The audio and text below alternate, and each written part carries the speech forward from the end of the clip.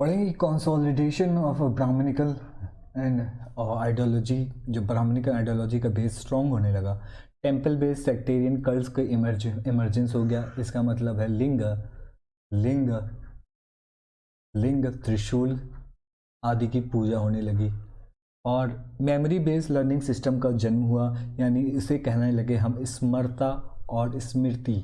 स्मरता और स्मृति based learning means जो ब्राह्मण थे वो अपने बच्चों को मेमोराइज कराते थे, श्लोका मेमोराइज कराते थे संस्कृत में श्लोका। इसलिए भी करते थे कि ये एजुकेशन दूसरों को तक ना मिले और यहाँ ब्राह्मणों तक ही सीमित रहे।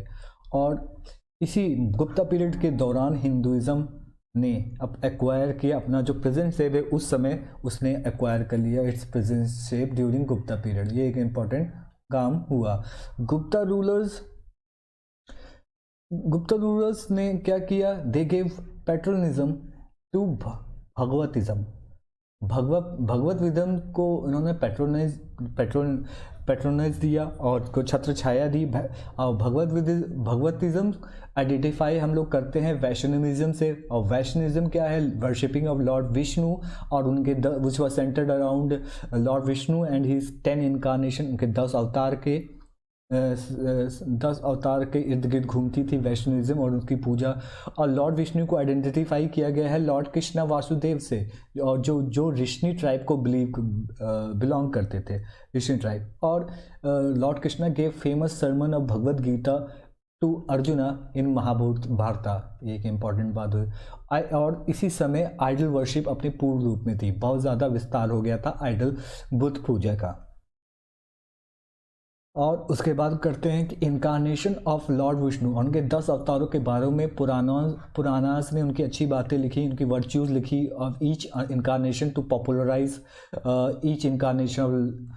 हर अवतार को पॉपुलराइज करने के लिए पुरानास में लिखा गया।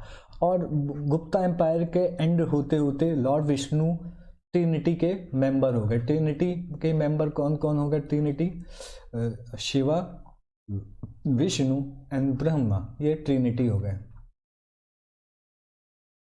अब some of the Gupta rulers proclaim themselves as अपने आप को भगवताज प्रोक्लेम करने लगे और अपना एम्बलम यानी कि प्रतीक उन्होंने गरुड़ा रखा। और उसी के विपरीत वकाटका किंग थे, उन्होंने वर्शिप करना शुरू कर दिया लॉर्ड शिवा को। एंड सॉरी, उसके प्रतीक या एम्बलम थे बोर। एक कॉन्सेप्ट का इमर्जेंस हुआ कंपोजिट डीटीज। हरे कंपोजिट डीटीज, इसमें पार्ट लॉर्ड विष्णु थे, पार्ट लॉर्ड शिवा थे। इसे कहते हैं कंपोजिट डीटीज का जन्म होना।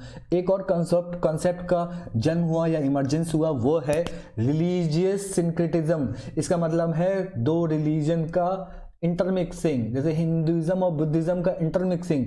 ये कैसे होने लगा कि उसी समय लॉर्ड बुद्धा को और बुद्धिज्म को हिंदुइज्म में इनगल्फ करने के लिए दे was proclaimed as one of the avatar of one of the incarnation of Lord Vishnu. इसी को कहा गया रिलीजियस सिंक्रेटिज्म। फिर इमर्जेंस ऑफ लोकल कल्ट्स के जन्म हुआ, बिलीफ और प्रैक्टिसेस भी शुरू हो गई। डेमी गॉडेस जैसे यक्ष, यक्षिनी, नाग, अप्सरा और गांधर्व जैसे लोगों की पूजा होने लगी। और यक्ष टेम्पल इसका एग्जाम्पल है। कहाँ पे है ये यक्ष टेम्पल? पद्मावती मध्य प्रदेश में। और नागा का श्राइन केव नंबर 16 अजंता में है। गुप्ताज को डिवोट हिंदूज थे। Gupta were devout Hindus but they were tolerant towards Buddhism. ये कहाँ से? क्योंकि गुप्ता पीरियड में ही विहारास और चैत्य का निर्माण हुआ और इसी समय ही निर्माण हुआ नालंदा यूनिवर्सिटी का। नालंदा यूनिवर्सिटी जो कि महायान फॉर्म ऑफ बुद्धिज्म का एक सेंटर ऑफ एजुकेशन थी। और यहीं पे समय जन्म हुआ स्प्रेड ऑफ तांत्रिज्म। इसको तांत्रिज्म को समझ लेते हैं। इसी समय गुप्ता एम्पायर ने ब्राह्मणस को बहुत सारा लैंड देना शुरू किया और उसे कहा गया ब्रह्मदेव। इस लैंड प्राप्त करने के वजह से जो ब्राह्मणस थे बहुत स्ट्रांग हो गए और they started behaving like feudal Lord. और इसी वजह से उन्होंने क्या किया, अंदर वहाँ पे इसी समय पीरियड ब्राह्मणास और ट्राइबल के कल्चर के बीच में एक टकराव हुआ, लेकिन क्या हुआ, ट्राइबल्स जो है ब्राह्मणास में एसिमिलेट हो गए। और ब्राह्मणास जो हैं, ब्राह्मणास ने कुछ कल्चर अपना लिए ट्राइबल्स के, जैसे तांत्रिक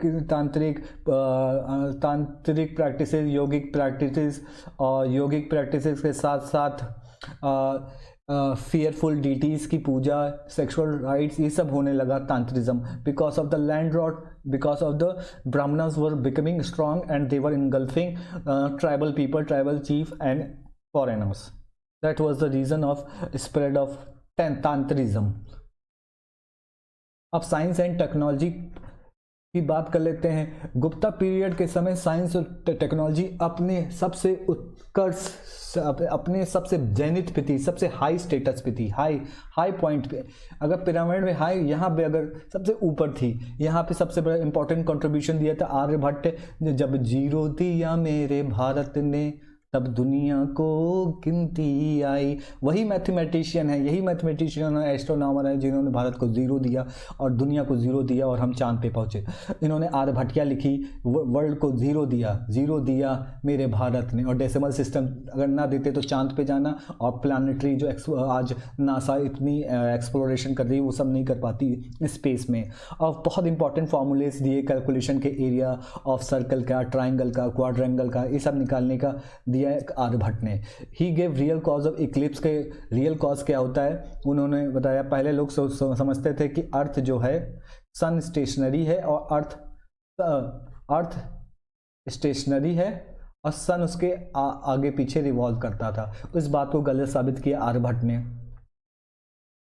अब हम बात करते हैं साइंस एंड टेक्नोलॉजी में आगे। कंट्रीब्यूशन मेड बाय भास्कराचार्य, ये भी बहुत इंपॉर्टेंट मैथमेटिशियन एस्ट्रोनॉमर थे। इन्होंने बृहद जातिका लिखी, लघु जातिका लिखी, पंच सिद्धांत, 5 प्रिंसिपल ऑफ एस्ट्रोलॉजी दिया है इन्होंने। उसके बाद आते हैं हमारा कंट्रीब्यूशन ऑफ सुश्रुत। इन्होंने सर्जन टेक्नोलॉजी और मेडिकल साइंस में एक मुकाम पे पहुंचा दिया भारत को। इन्होंने 121 प्रकार के डिफरेंट सर्जिकल इंस्ट्रूमेंट का निर्माण किया, इन्वेंशन किया।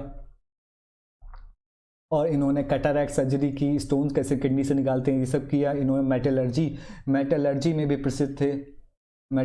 में भी प्रसिद्ध थे। इसका एग्जाम्पल है आयरन पिलर और मेहरौली, जो कि आयरन से बना हुआ है। चंद्रगुप्त द्वितीय के पीरियड में अभी तक अनकरोडेड है, मतलब अभी तक इसमें रस्टिंग नहीं हुई है। आजकल कोई भी आयरन आप पीछे पानी में रख दीजिए, रस्टिंग शुरू हो जाएगी। मगर इन्होंने ऐसी तरक्की कर ली थी कि मेटलर्जी में ऐसे मुकाम पा लिया था कि इसको अभी तक आयरन पिलर इतने सालों के बाद, करीब 14-15 सालों से 1500 सालों से अभी तक रस्टिंग नहीं हुई। ये हमारे साइंस एंड टेक्नोलॉजी थी गुप्त पीरियड में। और लैंग्वेज एंड लिटरेचर की बात करते हैं। लैंग्वेज एंड लिटरेचर में बहुत बड़ा विस्तार हुआ गुप्त पीरियड में। महाभारत और रामायण लिखी गई। कहाँ पे लिखी गई? महाभारत और रामायण लिखी गई गुप्त पीरियड में। It was the largest epic of the world finally compiled हुई ड्यूरिंग गुप्ता पीरियड। इसमें मोर देन 90,000 स्टैंडर्स थे, 32 सिलेबल थे, 18 पर्स चैप्टर थे और 7 सहस्त्र संहिता थी। 100,000 संहिता थी। सब्जेक्ट सस्त मतलब 100, सहस्त्र मतलब 1000, 100,000 संहिता। Subject matter of this epic is battle between Bharata which was fought in 950 BC में। ये फाइट हुई महाभारत की बिटवीन 2 फैमिलीज ऑफ कुरु टाइप। हम लोग सब इसके बारे में पढ़ चुके हैं। और अकॉर्डिंग टू ट्रेडिशन, परंपरा के अनुसार, Ved Vyas is said to be the author कौन है? वेद व्यास, महाभारत के वेद व्यास। और ये वैशंपायन के डिसाइपल थे। और रामायण को कहते हैं चतुर्विंशति सहस्त्र संहिता, सहस्त्र संहिता। According to